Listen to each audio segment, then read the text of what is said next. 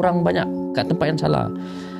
Talent-talent yang saya kenal, dia pergi kat circle yang salah, bahan-bahan dia habis, berhenti. Padahal saya tahu kau boleh pergi jauh.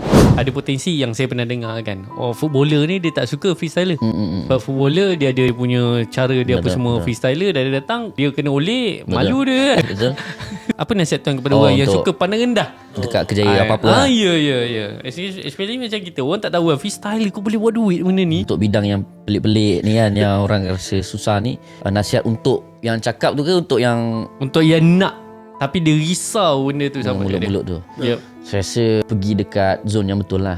Contoh saya paling saya agak pelik sikit, kostum yang pakai macam Naruto, apa tu nama dia, anime cosplay. Saya pergi ramai, dalam hati saya, dua ni apa hal kan pakai macam ni. Saya jogging kat KLCC jogging tiba-tiba Transformer sebelah, jogging Naruto pula sebelah. So saya respect satu benda waktu saya jogging tu, macam mana dia boleh confident? Sebab dia ada circle yang betul lah. Dia pergi dekat tempat tu, dia pergi kat zone yang tu, faham tak? So dia tak rasa lah benda tu pelik, sebab dia dekat tempat yang pelik. Dia bukan pelik, dia tempat yang unik, yang orang terima lah, yang terima, faham tak? So confident tu saya macam oh ini pengajaran ni. Saya jogging, saya fikir kan, mula-mula macam pelik. Mula-mula awal-awal baru start tu nampak seorang dua kan, rupanya kat depan tu event ramai. So patutlah diorang tu, maksudnya nak ada benda tu, pergi dekat zone tu. Orang tak judge kau sebab zone tu sama kan. Kalau mental tak kuat macam saya tak peduli orang cakap. Tapi yang mana mental tak kuat tu, cari benda macam tu. Itu yang bercakap Andy sendiri, dia pergi kat Red Bull, ramai lagi macam aku pun dia. Macam tu lah. Masuk grup yang sama ni kan. Tapi cosplay tu saya betul-betul rare.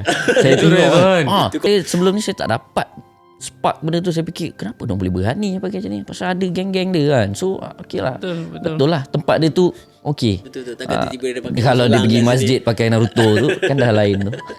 Macam tu lah. Tempat kena betul lah. Tempat kena betul. Circle kena betul. So kalau orang kutuk kita, sebenarnya kita berada di tempat yang salah. Betul. Kita kena berada di, kalau kita freestyler, kita pergi lepak dengan budak futsal, memang kena lah. Malang orang banyak kat tempat yang salah.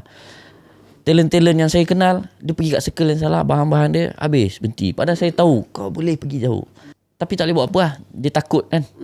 So tu saya cakap, saya rezeki pasal Tuhan bagi saya kalis benda-benda tu kan. Yang lain yang tak kuat ni, tu je lah kena cari circle lah.